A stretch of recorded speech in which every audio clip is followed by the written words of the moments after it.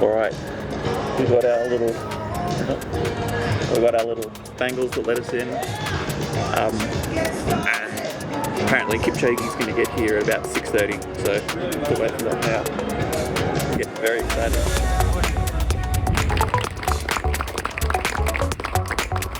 Beautiful. We'll get Eliud to sign that. I think Josh has got one as well. So thank you, Josh.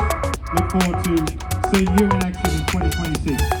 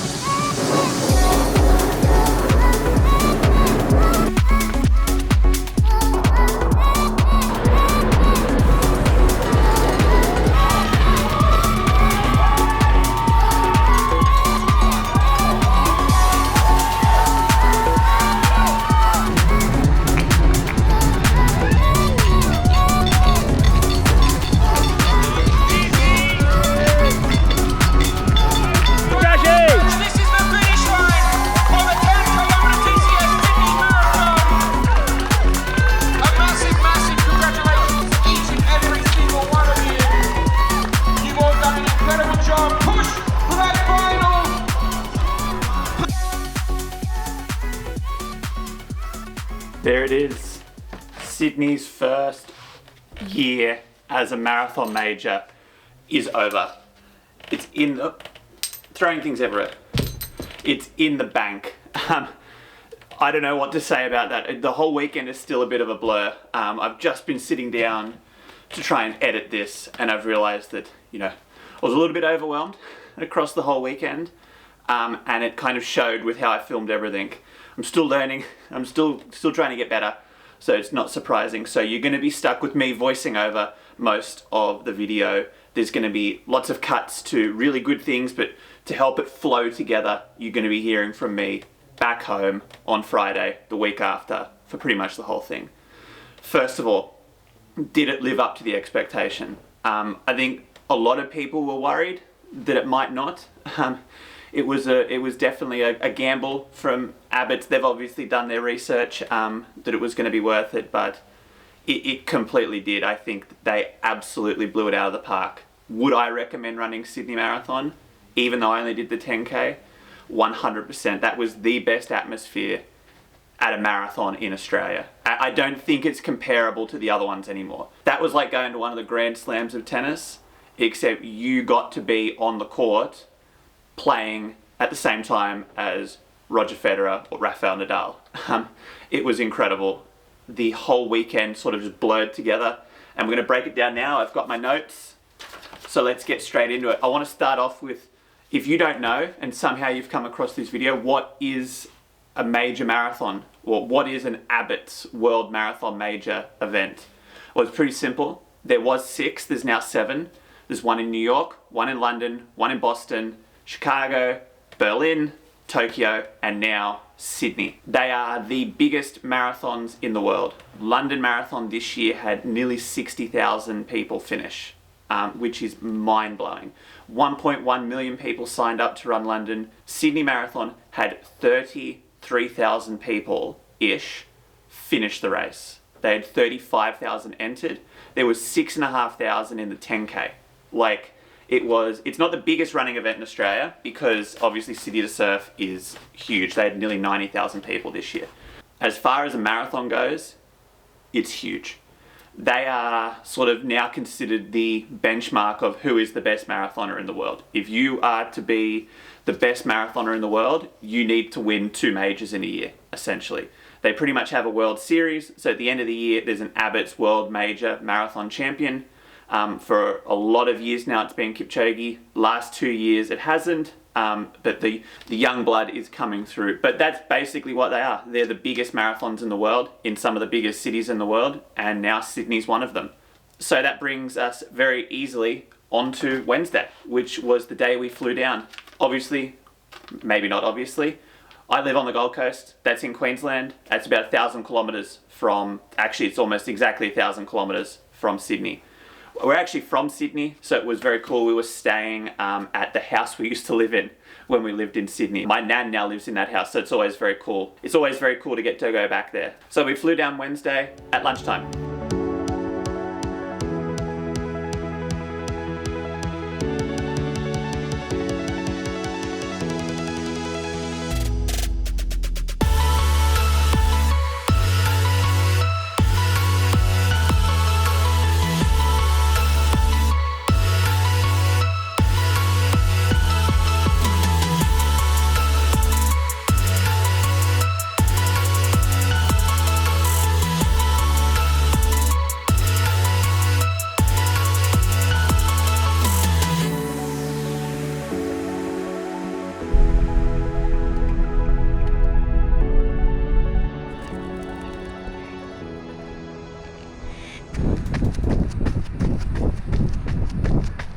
Alright, so here we are. We made it to Sydney, made it to Centennial Park for last threshold before the race. It's just a light threshold, 3x5 this morning, which should feel pretty good. We're here in Centennial Park, which is very, very nice spot to run. Chucking on my racing pair of Alpha Flies today. But the coolest part is that Kipchoge and the whole NN squad have already gone around twice. So hopefully we'll see them a couple more times while running around, which is cool. I'm gonna get into this session.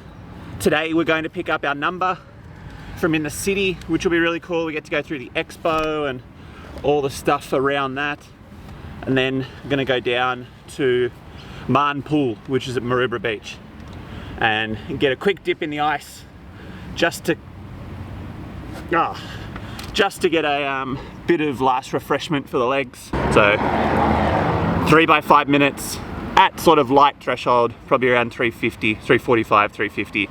But the weather's so good, it's nice and cold, so I might creep down a little bit quicker. It's time to get started, because I'm getting hungry. 3, 2, 1, let's go.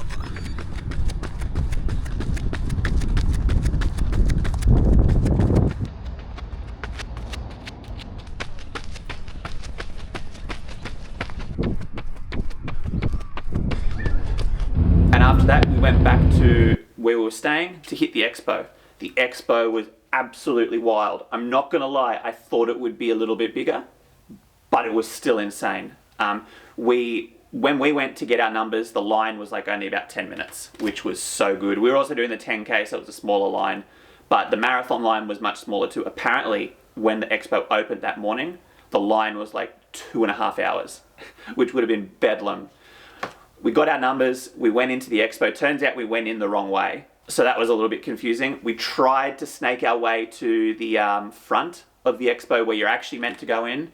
I lasted all of 5 minutes. I do not like massive crowds like that, especially inside. So I was out of there, but you know, we saw the Shock stand, lots of other stuff, but you know, as a die-hard Nike fan, I couldn't bring myself to buy anything. But we did not make it to the ASICS portion of the Expo because it was like fish swimming upstream and we were going the wrong way. So we decided to leave as fast as we could. Next up, we hit Marn Pool, which is down at Harbour Beach, which used to be our local beach. It's very cool. The water was a beautiful 16 degrees, so just cold enough to get a little bit of recovery benefit, but not too cold that you couldn't actually have some fun and have a nice swim. The ocean is my absolute happy place, so after a very stressful time out at the Expo with that many people, it was nice to just chill out and unwind in the water, watching the waves and trying to pick up a sea urchin to try and show it on the camera, but I couldn't get one off the rocks. You don't want to hurt them, so I stopped messing around with them. We went back to our old place and just kicked up the feet for the night, watched the press conference for the race, which was very cool. I think Safan Hassan has become very popular here in Australia because she definitely seems like quite the character in a good way. And it was very entertaining to listen to.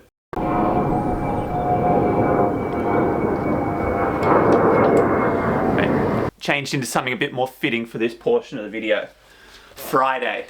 This was the day I had been waiting for weeks now. So we started the day back out at Centennial Park. A nice cruisy 30 minutes. with the hope of seeing the NN squad again. We saw them again. We saw Kipchoge, we saw Legesse again, all of them. Saw Patrick Sang. We saw Safan. She was sneaking around with her security guard. Once we wrapped up our run, went back out to Maroubra, wrapped everything up out there, and then headed into the city.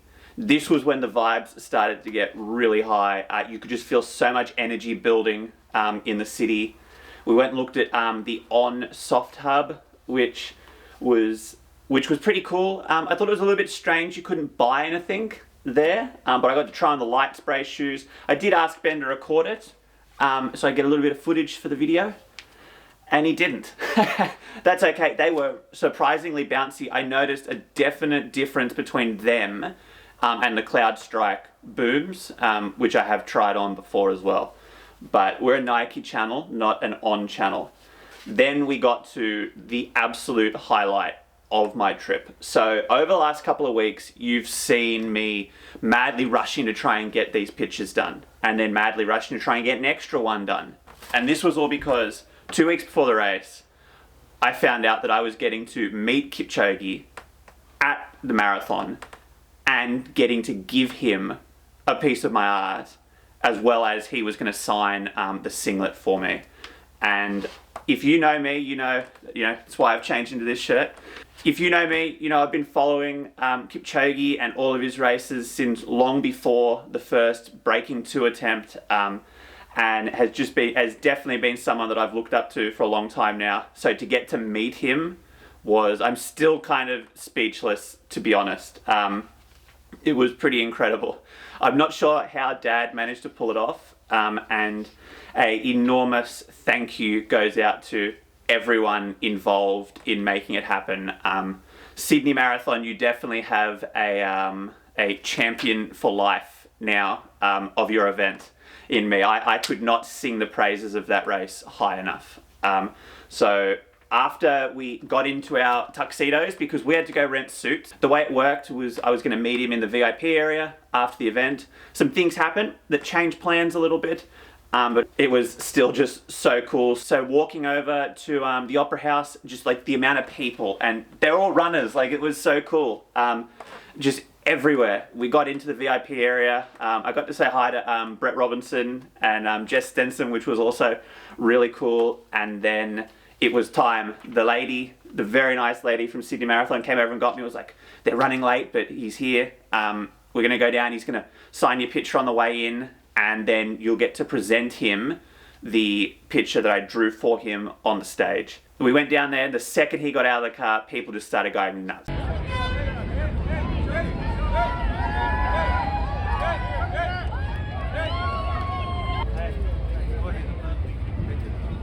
You can just sit, you can be in the commentary box, you can put your legs up on the couch and rest, but you don't like to do that. You want to leave your footprint. You've talked about leaving your footprint everywhere you go, and you've done that here already in Sydney. Yes, I believe that the great legacy is not inside the medals. The great legacy is not inside the world records. The great legacy is not inside the fastest times. But the great legacy is where you show up in action and inspire people. And that's why I'm here to inspire all nearly over 27 million Australians here to show that this is a legacy of running. And it's the only way is to get out of your door and run. So I need actually, what I am doing is that when Australians see me, they see the consistency. When Australians see me, they see the respect. When Australians see me, they see the patience. And the only thing I want from them is to wake up in the morning, get out of their doors and run. You know, I hope I don't stretch my leg like I did that. So I just wanna have like a good race, no drama. I have a lot of I'm so tired of drama. And I think I will love it, especially if I win. I just want to have a good race. I think, I hope I win. away. Thank you. We'd now like to share another special moment. The heart of the TCS Sydney Marathon are the stories of everyday runners who inspire us as much as the champions. I'm delighted to welcome to the stage a young man who embodies that spirit. Josh Manning is an avid runner in his mid-20s who has taken part in the 10K here for a number of years. With the support of his coach, Olympian Ryan Gregson, he's aiming to step up to the full marathon in 2026. Tonight, Josh has brought with him something truly unique, a piece of artwork he has created in honour of Eliud Kipchoge's world record run in Berlin. So please welcome Josh Manning to the stage to present his special gift to Eliud.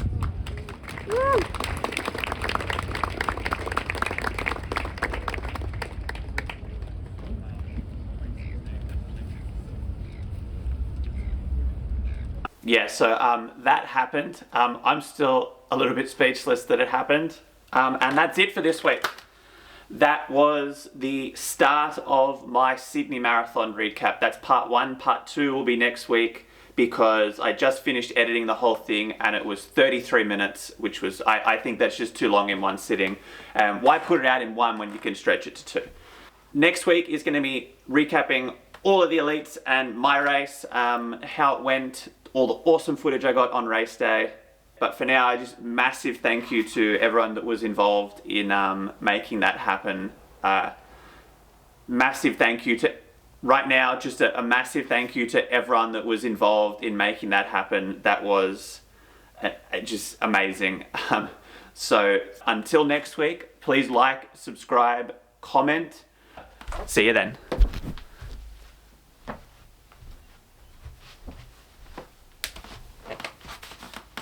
Subscribe to find out, and I'll see you next week.